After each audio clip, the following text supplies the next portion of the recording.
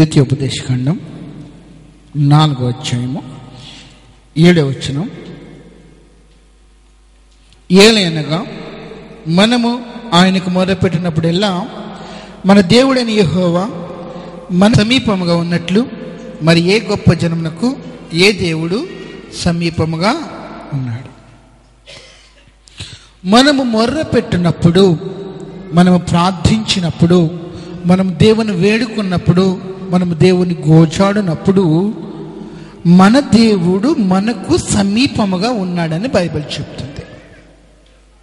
కానీ దేవుడు సమీపంగా లేడు. దేవుడు ఎక్కడున్నాడు? ఆకాశమందు ఆసీనుడై ఉన్నాడు. హల్లెలూయా, హల్లెలూయా. మీరు బైబిల్లో చూసినట్లయితే దేవుడు నరులకు భూమినిచ్చాడు, కానీ దేవుడు ఎక్కడ వాసం చేయుచున్నాడు? నరులతో వాసం చేయటం లేదు. దేవుడు ఆకాశమందు ఆయన ఉన్నాడంట. ఆకాశమందు ఆయన వాసము చేయుచున్నాడని బైబిల్ చెప్తుంది. యెషయా గ్రంథము 57వ అధ్యాయం 15వ వచనం మనం చదువుతున్నాం. యెషయా 57:15 చూసినట్లయితే మహాగణుడును మహోన్నతుడు. దేవుడు ఎవరు? మహోన్నతుడు, మహా ఉన్నతుడు. ఎంత ఉన్నతుడు అన్నది మన ఊహకు మించినది, మన ఆలోచనకి మించినది. హల్లెలూయా. కాబట్టి దేవుడే తన్ను గురించి సాక్ష్యం ఇస్తున్నాడు. మహాగణుడను, మహోన్నతుడును, పరిశుద్ధుడను, అంతేకాకుండా నిత్య నివాసి అయిన వాడు ఇలాగూ సెలవిస్తున్నాడు. ఏమని సెలవిస్తున్నాడంట? నేను మహోన్నతమైన స్థలములలో నివసించువాడను. మహోన్నతమైన స్థలములలో, ఇంకా అంతకన్నా ఉన్నతమైన స్థలం ఏది లేదు. భూమి ఆకాశములను మించి, సూర్యచంద్ర నక్షత్రాలను మించి, మేఘమండలాన్ని మించి, వాయుమండలాన్ని మించి, అన్నిటికన్నా ఉన్నతమైన స్థలములలో మన దేవుడు ఏం చేస్తున్నాడంట? మహోన్నతమైన స్థలములలో నివసించువాడను అని దేవుడు తన్ను గూర్చి తాను సాక్ష్యం ఇచ్చుకుంటున్నాడు. ఆయన ఎటువంటి దేవుడు అంట?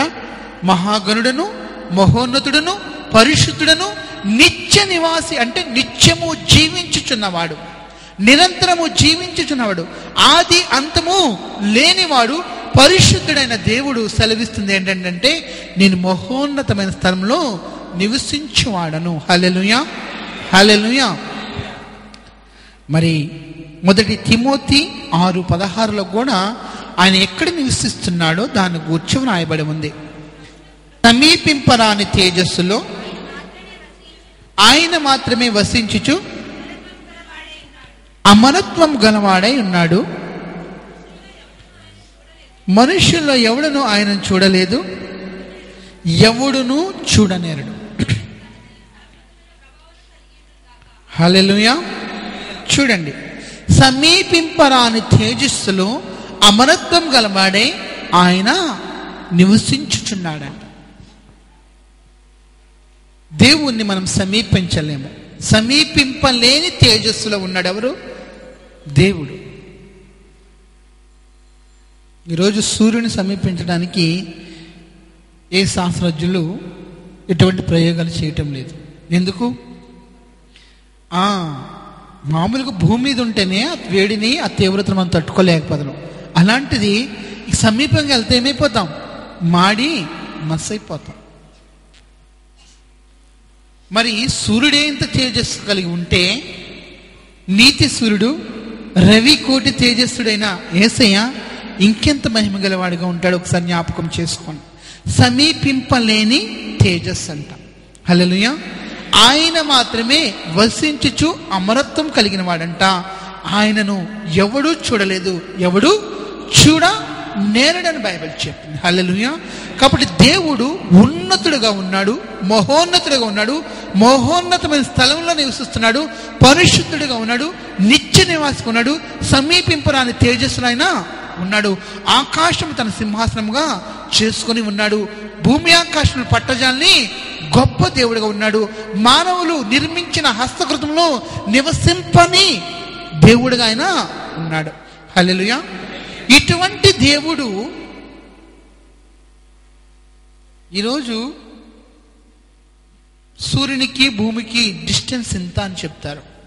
అయితే సూర్యునికి చంద్రుడికి ఉన్న డిస్టెన్స్ ఇంత అని చెప్పగలుగుతున్నారు. కానీ దేవుడు నివసిస్తున్న వసిస్తున్న ఆ స్థలానికి మనకి డిస్టెన్స్ ఎవరైనా కనుక్కోగలరా? కనుక్కోలేరు.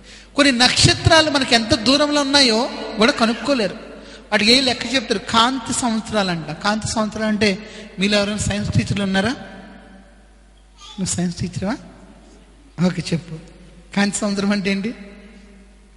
నక్షత్రాల చెప్తున్నా. ఇప్పుడు అన్నిటికన్నా వేగంగా ప్రయాణం చేసేదేంటి? కాంతి. ధ్వని ఒకటి, కాంతి ఒకటి.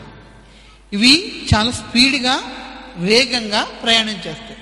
ఒక సంవత్సరములో కాంతి ఎంత దూరము ప్రయాణం చేస్తుందో దాన్ని ఏమంటారంటే కాంతి సంవత్సరం అంటారు. అంటే ఒక నక్షత్రం దగ్గరికి వెళ్ళటానికి కొన్ని కాంతి సంవత్సరాలు పడతాయంట. జస్ట్ శాస్త్రజ్ఞులు ఆలోచించి పరిశోధించి తెలుసుకుని ఈ నక్షత్ర మండలానికి పైగా ఉన్నతులకు దేవుని సమీపించడానికి ఎన్ని రాకెట్లు వేసుకెళ్ళినా, ఎన్ని ఉపగ్రహాలతో వెళ్ళినా, ఎంత ఫ్యూయల్తో వెళ్ళినా సమీపింపలేవు. హల్లెలూయా. సమీపింపలేని తేజస్సులో ఎవరున్నారు? దేవుడు ఉన్నాడని బైబిల్ ఆయన గురించి స్పష్టంగా సెలవిస్తుంది. హల్లెలూయా. ఇటువంటి సమీపింపలేని తేజస్సులో ఉన్న దేవుడు నీవు నేను ప్రార్థన చేస్తే మనకి సమీపంగా వస్తున్నాడంట. హల్లెలూయా చెప్పండి. చప్పట్లు కూడా దేవుని మహిమపరచండి. ఇంత ఉన్నతుడకు దేవుడు, సమీపింపలేని దేవుడు, నీవు నేను ప్రార్థన చేసినప్పుడు ఆయన సమీపంగా ఉన్నట్లు ఎప్పుడైనాను ఎవరికైనాను ఏ జన్మకైనాను ఏ దేవుడైనా సమీపంగా ఉన్నాడా అని దేవుడు అడుగుతున్నాడు. హల్లెలూయా. హల్లెలూయా. నువ్వు ఉన్న చోటనే, నువ్వు నిలుచున్న చోటనే, అది గదైనా, అది ప్రార్థన మరి గదైనా, లేకపోతే అది మందిరమైనా, అది ఏదైనా, నువ్వు నిలుచున్న చోటనే నువ్వు ప్రార్థించినప్పుడు ఆయన సమీపంగా, ఆ నిత్యుడగిన దేవుడు నీకు సమీపం ఉన్నట్లు ఏ దేవుడు ఏ జన్మకు ఎప్పుడు సమీపంగా లేడంట. హల్లెలూయా. ఈరోజు అమెరికాలో ఉన్న వాళ్ళతో మన ఫోన్లో మాట్లాడితే సమీపంగానే ఉన్నట్టుంటారు. అంతేనా? లావణ్య గారి చెల్లి ఉంది. ఏం పేరు? బిందు కాదు, అనిత. అనితేనమ్మా మీ చెల్లి పేరు. ఫోన్లో మాట్లాడుతున్నప్పుడు ఎలాగుంటుంది? పక్కనే ఉండి మాట్లాడుతున్నట్టు ఉంటారు. కానీ ఈ డిస్టెన్స్ అంతా చాలా డిస్టెన్స్. కొన్ని గంటల ప్రయాణం చేయాలి. ఆ ప్రయాణం మళ్ళీ ఎంతో పెద్ద ఖర్చు. అంతేకాకుండా మరి దానికి వీసాలని ఎంతో ఉంటుంది. సమీపంగా ఉన్నట్లు ఉంటారు కానీ సమీపంగా. కానీ మన దేవుడు మనం ప్రార్థించినప్పుడు ఆయనే తన పరలోక మహిమను విడిచి మనకు సమీపంగా వస్తున్న దేవుడని బైబిల్ ఆయన గూర్చి సాక్ష్యమిస్తుంది. హల్లెలూయా చెబుదామా? హల్లెలూయా. చూడండి, దేవుడు ఎంత గొప్ప దేవుడు, దేవుడు ఎంత ఉన్నతుడగు దేవుడు.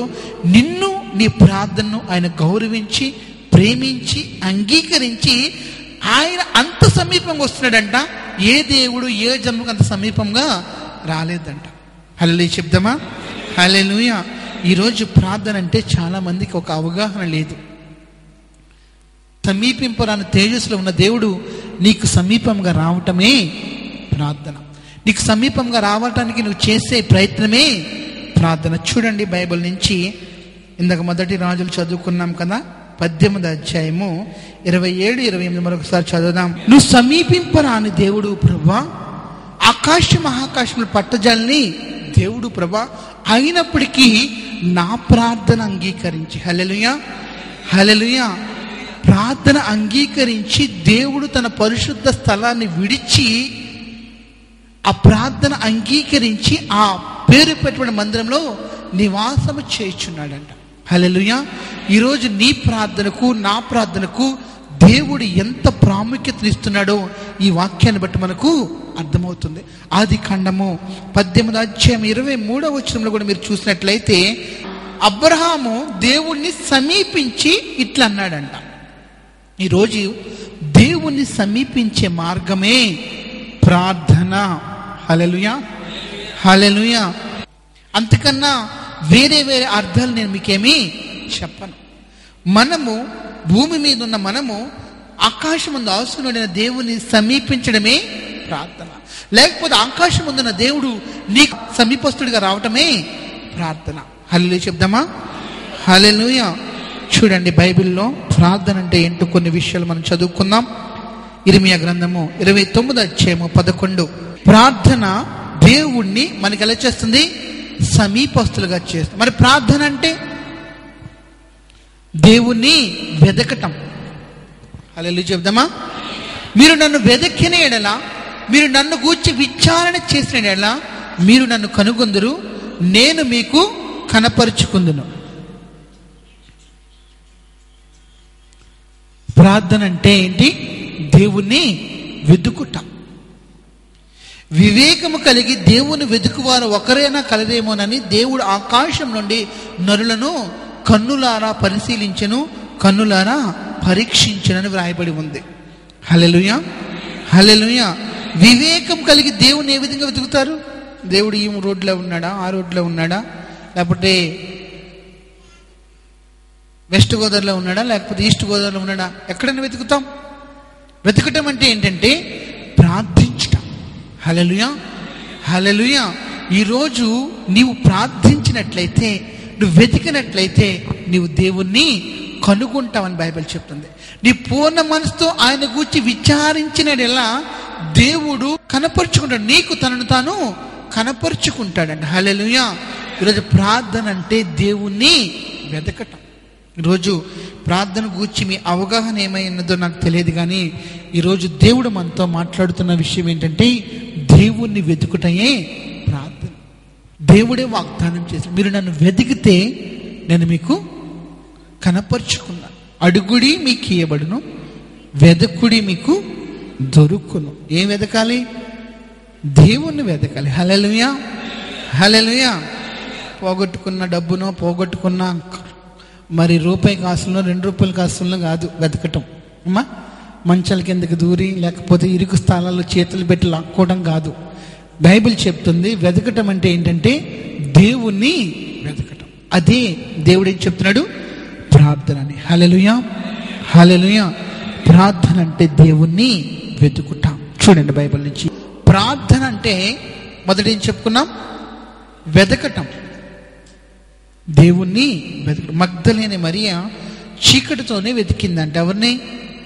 యేసుక్రీస్తు ప్రభువుని. పునరుద్ధారుడైన యేసయ్య మొట్టమొదటిసారిగా ఒక స్త్రీకి, అది కూడా 7 దెయ్యములు పట్టిన ఒక స్త్రీకి ఆమె తను తాను కనపరుచుకున్నాడండి. హల్లెలూయా. ఆమెలో ఉన్న గొప్పతనం ఏమీ లేదు. గొప్పతనం ఏంటి?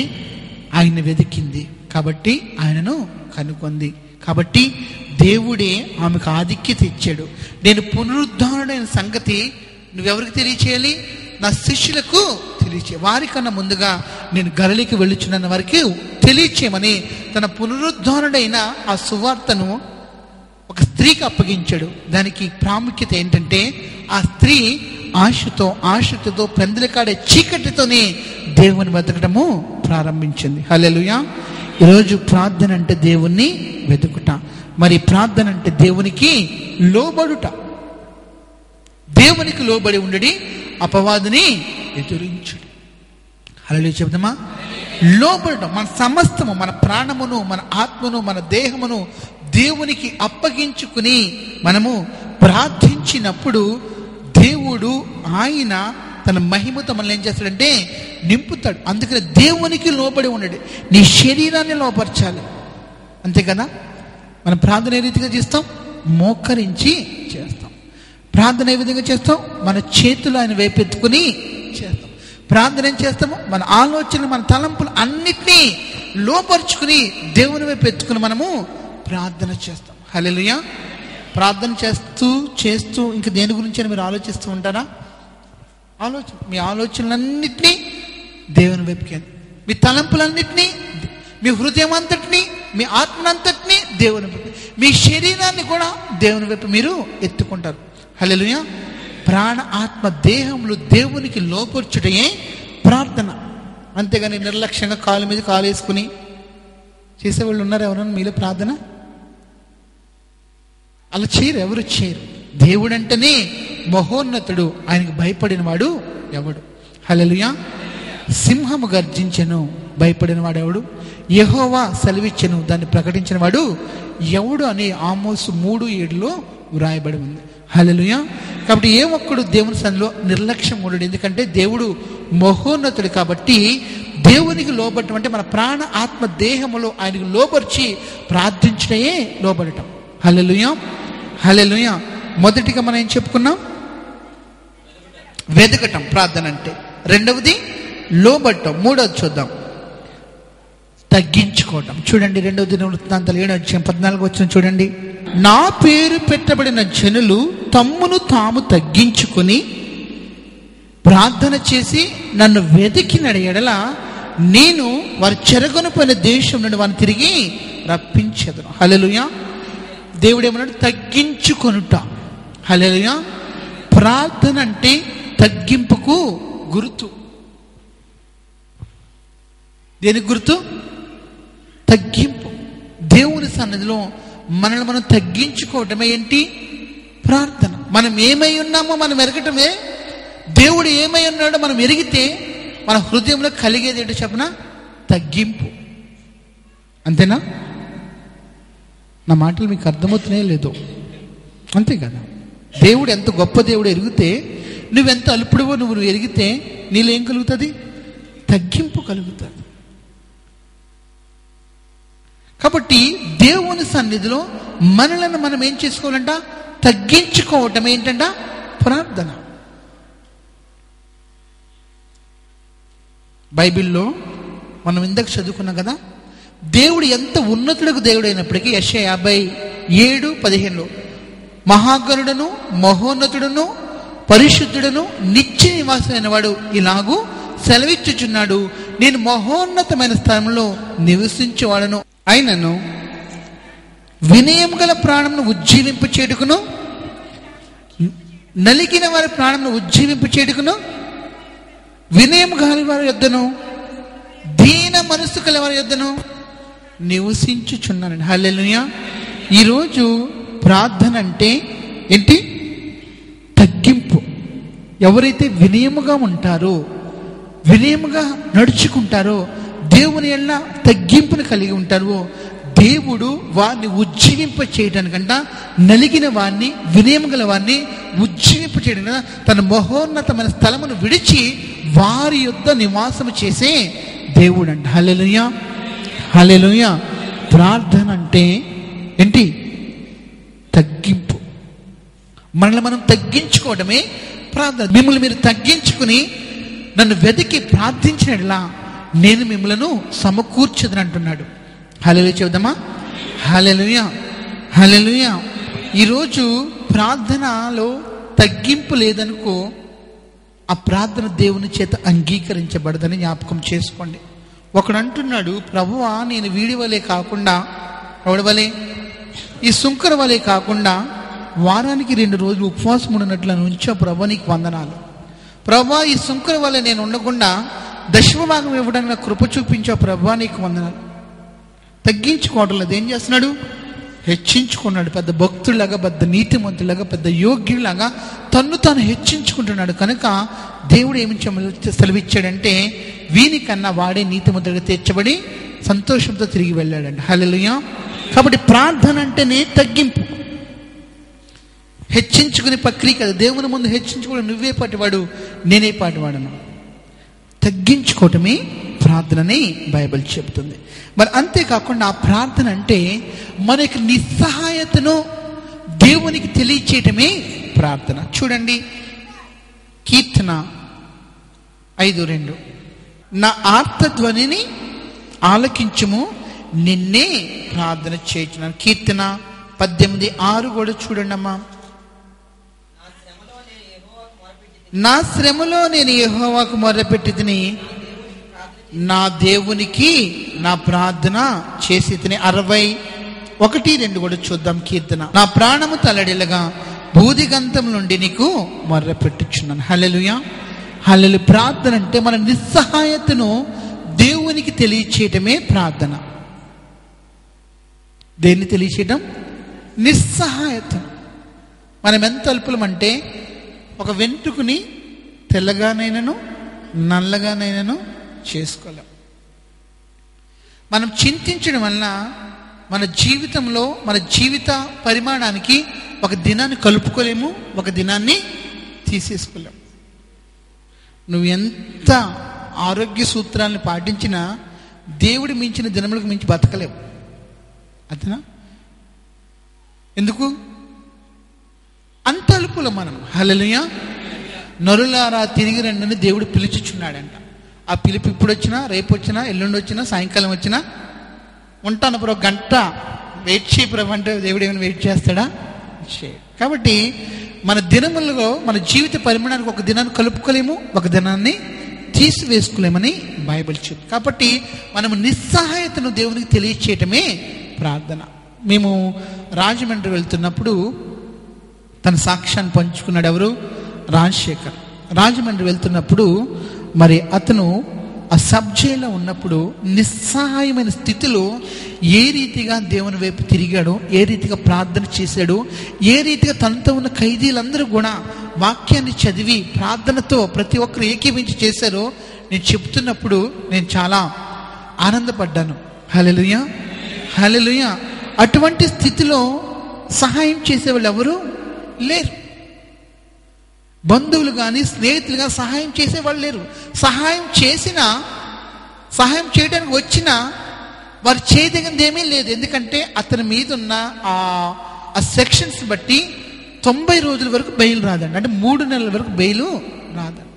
అయినప్పటికీ తన నిస్సహాయ స్థితిలో దేవుని వైపు చూచాడు. తన నిస్సహాయ స్థితిలో దేవుని వైపు తన చేతులను ఎత్తుకున్నాడు. హల్లెలూయా.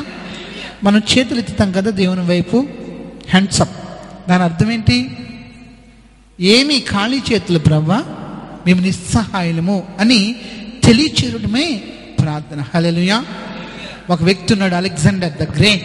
చనిపోయేటప్పుడు అతడు కోరిక, 3 కోరికల కోరిక ఏంటంటే నా చేతులు సమాధి పెట్టెలోంచి బయటికి పెట్టించమన్నాడంట.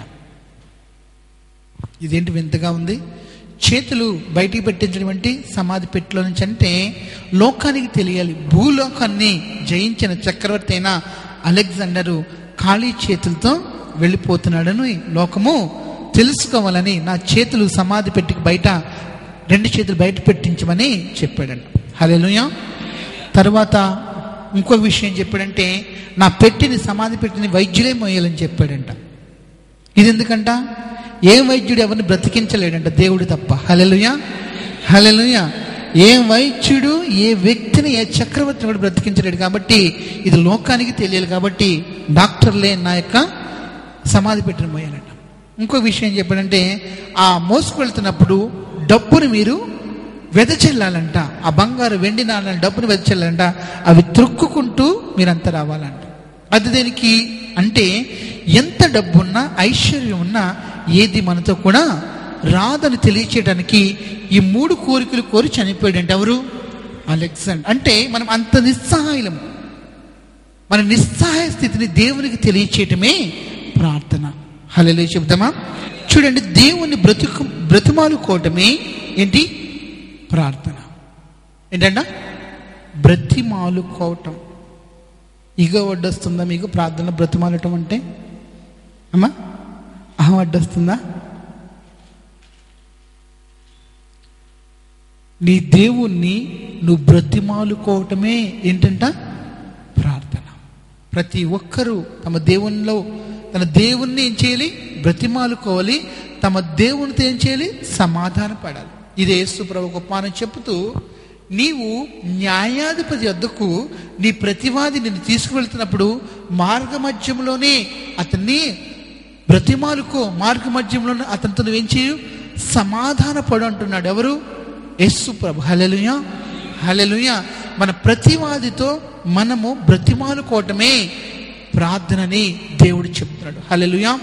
ప్రతి ఒక్కరూ తమ పాపముల విషయంలో, తమ దోషముల విషయంలో, తమ అపరాధుల విషయంలో, తమ అవిధేయత విషయంలో, తమ కలిగిన స్థితిని బట్టి దేవుణ్ణి ఏం చేయాలంట?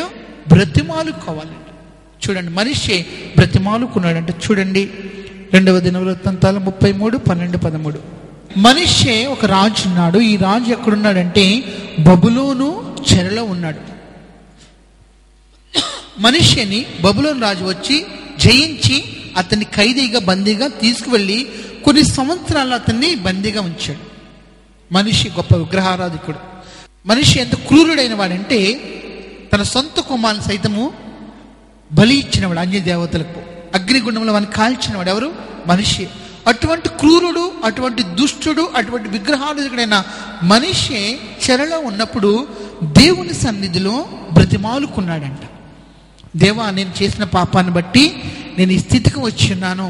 నేను చేసిన అపరాధులను బట్టే నేను ఈరోజు నా సింహాసన అధికారం కోల్పోయి ఒక ఖైదీగా ఉన్నానని దేవుని బ్రతిమాలుకున్నాడంట. దేవుని గోచాడుకున్నాడంట. దేవుని వెదికాడంట. దేవుని సన్నిధిలో తన్ను తాను తగ్గించు. ఇవన్నీ ఎక్కడున్నాయి? ప్రార్థన, వెతకటము, తగ్గించుకోవటము, బ్రతిమాలుకోవటము, ఇవన్నీ లోబట్టం, ఇవన్నీ ఎక్కడున్నాయి?